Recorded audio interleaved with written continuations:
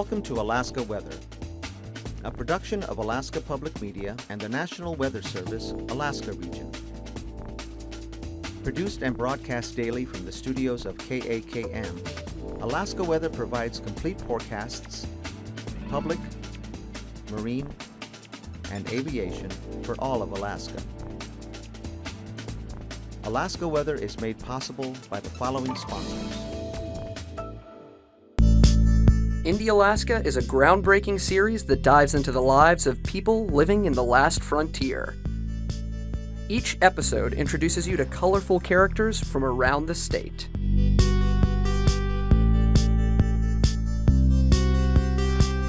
Funding for Indie Alaska is provided in part by Alyeska Pipeline Service Company.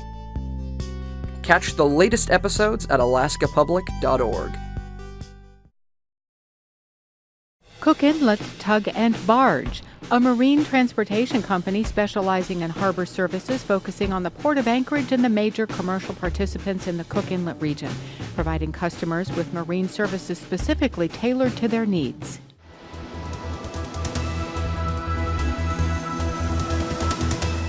The National Weather Service. Hello everyone, and thanks again for joining us for another edition of Alaska Weather. Up on the, starting off here with the watch advisory map, there's actually high fire dangers out for the Madanuska-Susitna Valley due to relative humidities down in the 15 to 25% range. That also extends down across East Anchorage and the hillside. That's for late afternoon and early evenings when the humidities are the lowest, again in that 15 to 25% range, and also south of Talkeetna today and this evening, and probably we'll see a repeat of that again tomorrow with maybe a little more wind thrown in. On the breakup map, there's now some open water areas there, Northway and the Besna areas, and then also around Nenana where the tripod went yesterday, so some open water movement in that area, and then mostly open now in the South Fork of the Kuskokwim there around Nikolai. So things starting to move a little bit more now with each passing day. On yesterday's satellite imagery, we had a good swath of sunshine from the southeast coast all the way up into the interior, and just some mid and high level stuff here making for hazy sunshine over south central Alaska. Low pressure over the southeast Bering Sea moving east-southeastward. Brought a little bit of rain into Kodiak and some clouds and a little bit of moisture in over the southwest interior. And then farther to the west, the cold air coming southward here, beginning to kick the winds up over the eastern Aleutians. And today, those gusted as high as 50 miles an hour at Nikolsky from the north, but 30 to 50 mile an hour wind gusts here, and rain and snow showers, and to same sort of pattern here over the Alaska Peninsula, but not quite as strong on the winds and not quite as numerous on the snow showers. We had snow showers extending back up toward the Pribilof Islands today, where the winds were from the north at about 15 to 30. Higher pressure out here over the west central Bering Sea, and then a lot of moisture and clouds out with the next system will be pushing into the Aleutians this evening and tonight. On the chart here, again, a lot of sunshine here over the southeast coast, a lot of temperatures rising into the 50s and lower 60s. Could trigger a couple of isolated showers. Same sort of pattern up here, just mid and high level cloudiness, maybe an isolated shower or two developing over the mountainous terrain, but generally another really sunny day from south central Alaska all the way up to the Brooks Range there. Then the Arctic coast plagued by some low clouds and fog. Dead horse down to a quarter-mile visibility at times this morning and about a half-mile this afternoon in dense fog. Some fog around Barrow since lifted, but other areas down in the IFR range due to low clouds and fog. But Kaktovik, clear skies and 10 miles visibility there, so no problems out that way. Looking at the forecast for tonight, we'll see that system coming into the western Aleutians with gale force winds and rain spreading across Shimei and Attu. Edging its way over toward Adak toward morning, but probably holding off until the morning hours tomorrow. And then this developing system down here over the southern or south of the Gulf of Alaska, but the gradient tightening up here across the Gulf. And so look for the winds to increase all along the southeast coast and north Gulf coast. And again, Kodiak Island, rain picked up 0.3 of an inch in the last 24 hours. Has since ended this afternoon. That may hold off most of the night tonight, with the bulk of the moisture still back here to the back to the east, but that will pull back to the west around that system tomorrow. In the front, gale force winds, north-northeast winds, 40 knots, rain heavy at times Kodiak Island, and rain right up along the North Gulf Coast, not really making too much headway farther north, but definitely pushing into the east. Look for gale force winds here along the southern southeast coast. And in the morning, that'll diminish as the front weakens. Those will drop below gale force in the afternoon hours, but look for a lot of rain, heavy at times here over the southeast coast from Dixon Entrance all the way up to the North Juneau area, back to Yakutat, good chance of rain. But from the interior, south central Alaska, Copper River Basin, even Bristol Bay northward, just variable clouds and a lot of sunshine again, with temperatures rising into the upper 40s, 50s, some cases even the lower 60s once again, even over the Tanana Valley. Wasilla was up to 61, but the warm spot in the state today was Juneau with 62 degrees. Got high pressure here over the Bering Strait, kind of a narrow ridge making for light variable winds over the eastern Bering. Then that next system pushing gale force winds, minimum gales from the south into the Adak-Atka area, and then gale force west-southwesterlies in behind that with the main low center back there. And this will begin to push into the eastern Aleutians, you can see during the day on Monday, and into the Pribilofs late tomorrow night and on Monday. The low begins to pull back to the northwest, so that's going to slow and stall that front down. So it looks like periods of rain and fog for the Pribilofs starting Sunday night, continuing through Monday, but staying pretty nice here along the southwest coast. Just light winds, light variable winds, and dry conditions. Some of this moisture is going to move inland and then get pulled back to the west.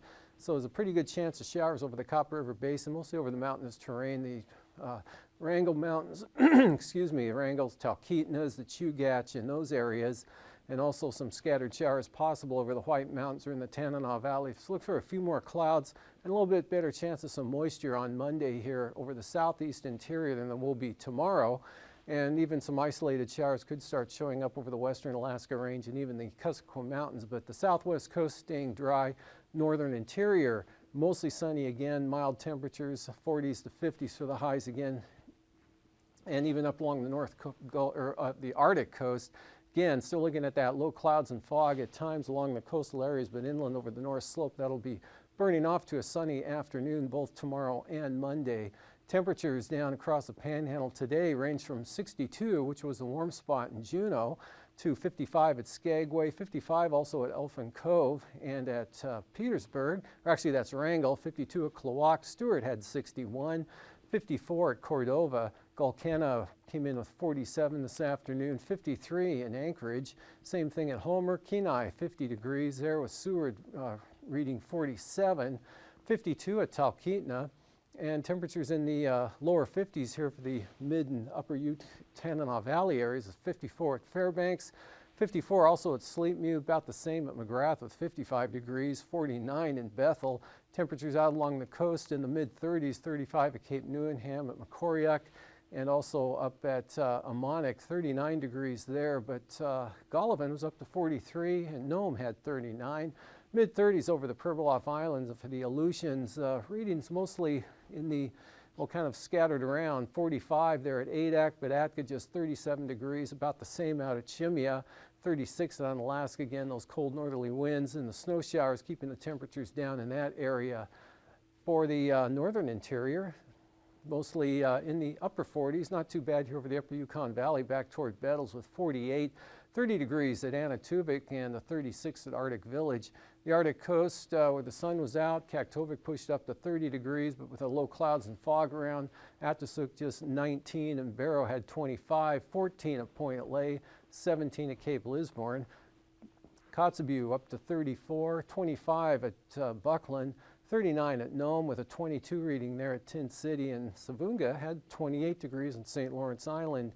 And for the lows tonight, near freezing, right around 30 for the Pribilofs, into the mid-20s for St. Lawrence Island. Otherwise, teens and 20s here north of the Brooks Range, and upper 20s and 30s here south of the Brooks Range, mostly in the mid-20s to lower 30s over the Tanana Valley, with temperatures staying near or above freezing over well, pretty significant portion of the southwest interior. Definitely Bristol Bay in the mid-30s for the lows, and in the 30s here for south central Alaska. Copper River Basin, of course, dropping into the mid-20s or lower 20s, and then 40s there for the southern panhandle.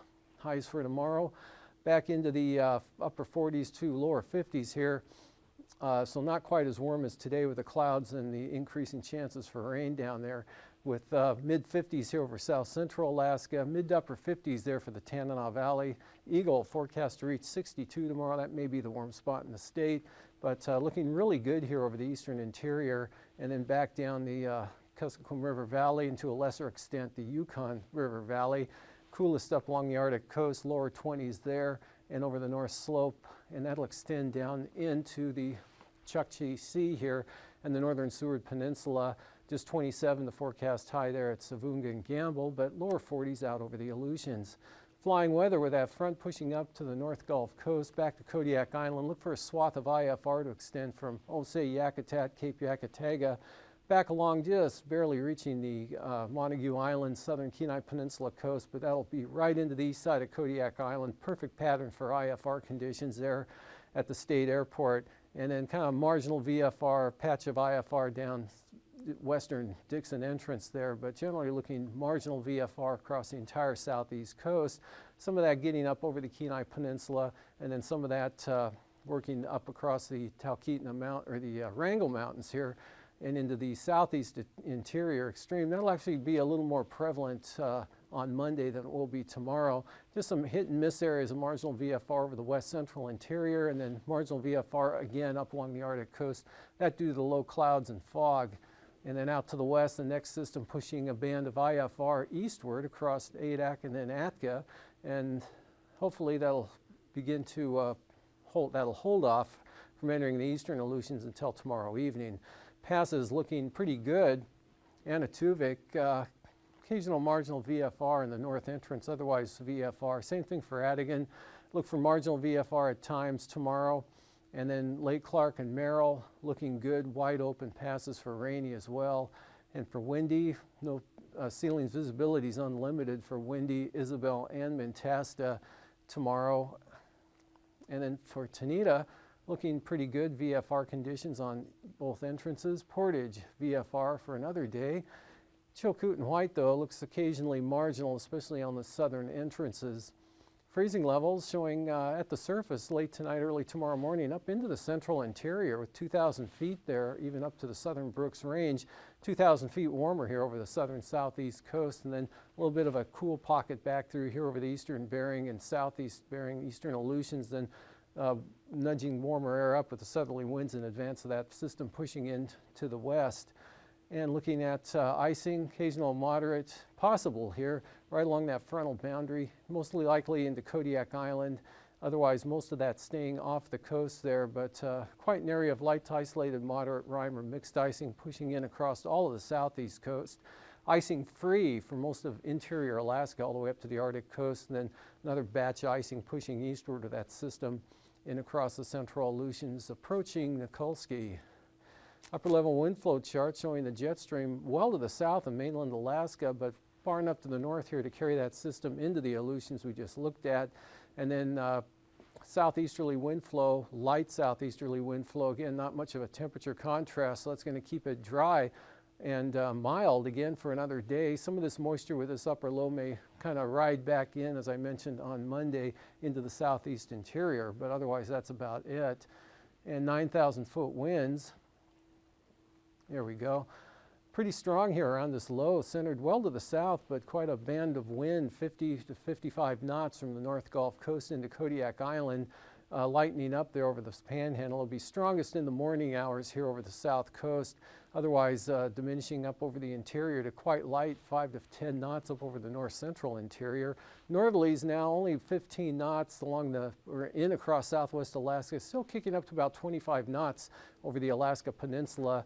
And at 3,000 feet, much the same pattern here, high pressure light winds, and then those strong westerlies coming in with that next system, Taking a look at turbulence, occasional moderate chop, Kodiak Island, just hugging the coastline here again to Cape Yakataga. Maybe some moderate chop along the southern coast of the Panhandle. That'll be early in the day, then that'll improve in the afternoon. Then more turbulence sliding eastward across the Bering Sea in the central and western Aleutians. And after the break, I'll be back with the marine forecasts. The flood that buried Fairbanks in water that was 4 to 5 feet deep started on August 8th, 1967. We had strong southwest flow in August 1967, and this provided a very large area of moisture from the North Pacific and the southern Bering Sea to be lifted up and into interior Alaska. We had a stationary frontal boundary persist across interior Alaska for over a week. So as weather systems moved in off the North Pacific and into the Bering Sea, they moved across this frontal boundary. So we had continuous weather systems moving right across the interior, which kept bringing more and more rainfall to the Fairbanks area. Now, there are a lot of conditions to help create this extensive, this persistent rainfall. And of course, moisture is one of them.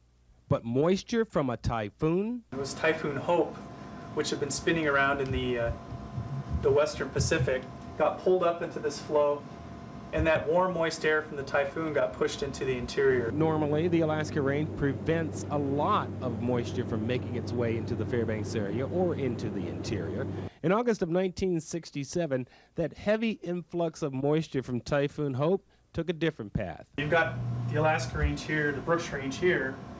There's really no high terrain here, and that moisture just can slide right in and right into Fairbanks.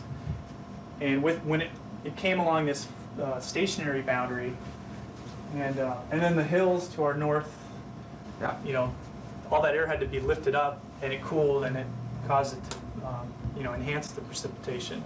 So what was learned as a result of the 1967 flood? Well, it cost $240 million to build, and so far there hasn't been a flood since 1967. The closest Fairbanks came to flooding again was on June 4th, 1992. The Chena Flood Control Project is upstream of downtown Fairbanks. If the water is expected to reach a certain level in downtown Fairbanks, they'll lower the gates here and start shaving off some of that water. If this floodway fills up all the way, the water will eventually get overtop this sill and go into the Tanana River and be diverted totally around Fairbanks. Over 12,000 people were evacuated. It was so strange to see this current going down the street and the boats going by, and then we got to Barnett Street. It was a little different then, but I just remember the rough water. He thought something was internally wrong. Something had happened inside the house, like a pipe had burst or the sewer had backed up. He had no idea, none of us had any idea that the whole city was flooded. I mean, that was the furthest thing from our mind, thinking about the city flooding. There was no panic. There was just, we got a big problem. Well, I was almost 5, and I just remember bits and pieces. I remember never being scared and thinking how cool it was watching the water rushing in around the cracks of the front door of our friend's house where we were staying at the time. The military came and picked us up from our house in a boat. So here's a 4-year-old me sitting on the front of the boat thinking I'm just captain of the world. There were a lot of very worried people, but everybody was pitching in and helping everybody else. And then I found out we were actually going to be staying inside a high school on the 2nd floor. It was at Lathrop High School on the 2nd floor, which was a cool thing to me too, because I lived in a 1-story home. The Lathrop Hilton was very busy, of course, with boats arriving and people coming. And they wanted the names of everybody there. And then we were in touch with who was staying out at the universities. Always great confusion. I remember being lifted out the next day by helicopter to the university from the rooftop. I remember that part, and I remember sleeping on tables up at I believe it was the Gruning buildings. The most frightened part, the river had washed the bridge away, and there was a beam that we had to walk across, this raging torrent, and I can remember having to walk across that with my mother and being very frightened. And I remember that being the only real scary part. The rest of it, from a 5-year-old's perspective, was pretty cool. If I learned anything, it was that there's no need to panic. As long as safety's first, and as long as everyone's safe, the rest is just property. What makes you stay? Well, I guess the people. I've always had such a good time here. I enjoyed teaching. I liked it when I worked at the News Miner. I'm involved in lots of things here. I just like the people. Well, first of all, I talked to some of the old timers, and they said, oh, we'll get maybe a little bit of water in the basement. So I listened to the old timers, but I also, something in my gut told me that this could be a problem. It was a continuous rain. I mean, there'd be very few breaks. And this thing came in the night, you know. I got a hold of Bill Wally, and I said, hey, Bill, get on the radio and tell them that we may be having flooding here. And we woke up and the next morning and the city was underwater. They handed me a sleeping bag and a radio. Safeway was across where the post office is now. They looked like they might have had a half-inch of water in there. They were pumping it out and trying to keep it out. Was there concern about looting?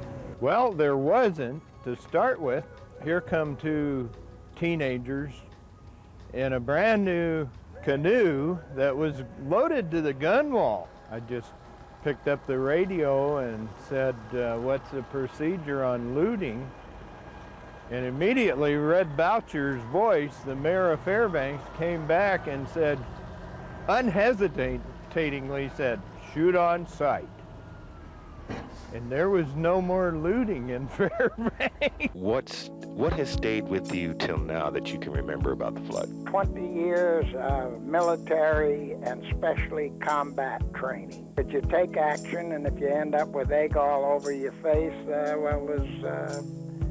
so you made a mistake. If you don't take action and people lose their lives, you will regret it forever. The mood of the community when the flood hit. Fantastic. Probably if you look through the archives, I called it the can-do city. At that particular time of year, we were not that far from freeze-up, and the whole community, from the university, Dr. Wood, everybody just pitched in, and I was very proud of them. Would you change anything if you went through it today? Not a bit. No, And I'm just thankful I had that gut instinct to go ahead and do what we did. I live in Anchorage now, but Fairbanks will always be my home of heart. They're just a different bunch of people.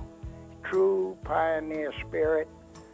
So, hey, anything we set our mind to do in Fairbanks, we get done. Welcome back. Well, gales out along the coast, strongest here on the north coast from the east-southeast to 40 knots. 35 knots along the central and south coast. Those will be coming down to small crafts in the afternoon hours. Same thing for Clarence Strait here. Southeasterly gales early in the morning, and then those two will be diminishing in the afternoon. And southeast at about 20 there for Stevens Passage. Northern Lynn Canal just north at 15. And then for Monday, small craft advisories here all along the coast. Again, strongest winds will be up along the north coast from the east-southeast, and 25-knot winds over the southern inner channels. More of a northerly wind direction, kind of becoming variable in the afternoon here for the central and northern inside waters. For the North Gulf Coast, east 35 knots, northeast 35 for the western Gulf Coast, and then 40 knots across the Barrens out of the northeast, north to northeast. 35 to 40 knots here across Kodiak Island. For Cook Inlet, small craft advisories for northerly winds 25 to 30 knots, strongest south of the Forelands and into Kamishak Bay. Then for Monday, really lightening up here. Light variable winds actually from Shelikof Strait, where they'll be northeast, but light variable winds all of Cook Inlet and Kamishak Bay at 10 knots. Light variable conditions also in store for Prince William Sound Monday. East still 30 knots, so small craft advisories for the North Gulf Coast areas, but coming down to 20 knots here for the Barren Islands and along the east side of Kodiak Island. For Bristol Bay tomorrow, northwest 20, that same wind pattern here extending across the Alaska Peninsula, but 25 knots, small craft advisories here on the Pacific side, north 30 from Sitkinak over to Sand Point. And then that'll stay north but drop off to 20 knots on Monday there, and west 20 here on the Pacific side of the peninsula. Pretty light winds here on the Bering Sea side, southwest at 10, and light breezes at 10 knots in across Bristol Bay. For the Aleutians, west to southwest winds 40 knots tomorrow over the western and central Aleutians, and then ahead of the front right through here 30 to 35 knot winds Then with high pressure moving across the eastern Aleutians, winds are west-southwest, 15 to 20 knots. And then on Monday, swing around to the southeast to 20 out here in the far western zone. South 25 there west of Adak. Adak and Atka southwest 20 to 25 knots. Then winds mostly westerly at 15 to 20 for the Fox Islands, with seas running 7 to 9 feet. And for the southwest coast, northerlies 15 to 20 knots, but light variable winds for St. Lawrence Island and the Pribilofs, southeast 15 there from the northern Bering Sea. And then southeast 15 for the Pribilofs on Monday. Light variable winds here continue along the southwest coast with northeasterlies at 20 from St. Lawrence Island down into the northern Bering Sea near and west of St. Matthew Island. Up along the Arctic coast, pretty light winds, light and variable here, 10 knots on the central east coast, coming up to about 20 knots over toward Demarcation Point.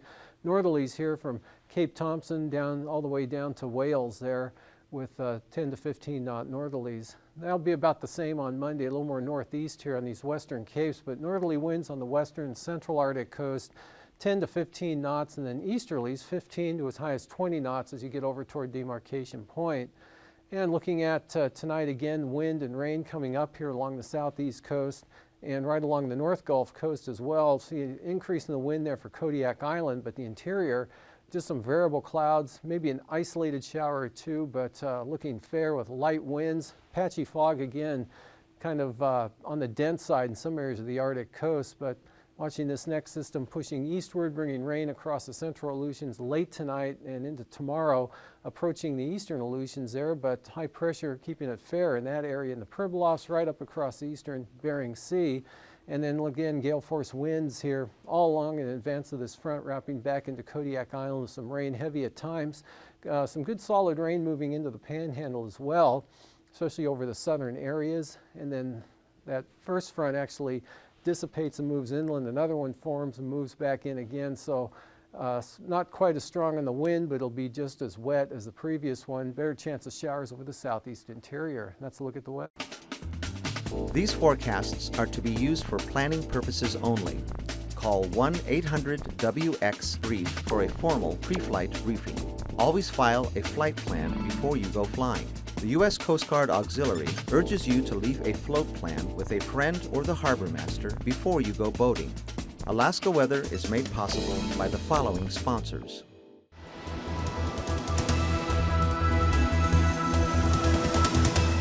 The National Weather Service.